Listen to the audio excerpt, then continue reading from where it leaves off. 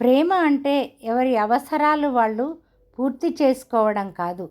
ఒకరిని మరొకరు అర్థం చేసుకొని, ఒకరి ఇష్టాలు మరొకరు గౌరవిస్తూ, భిన్నత్వంలో ఏకత్వంలా ఉండేది ప్రేమ.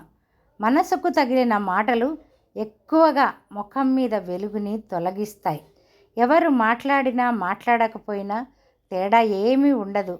లోకం వాళ్ళ అవసరాల కోసం మాత్రమే మాట్లాడతారు. నాకు ఒకటి బాగా తెలిసింది.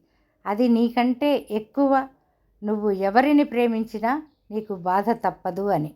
నువ్వు ఎగరాలి అనుకుంటే నిన్ను ఎగరటానికి అడ్డుకునే ప్రతి ఒక్క విషయాన్ని నువ్వు వదిలేయాలి. కంటిలోని నీరు, మనస్సులోని వ్యధ ప్రతి ఒక్కరికి అర్థం కావు. నువ్వు నాతో మాట్లాడినా మాట్లాడకపోయినా నువ్వు నాకు ఎల్లకాలము ముఖ్యమే. మంచివాడిగా అలసిపోయిన వాడే చెడ్డగా మారతాడు.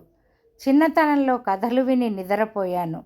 ఇప్పుడు నా కథకు నేనే ఏడ్చి నిద్రపోతున్నాను.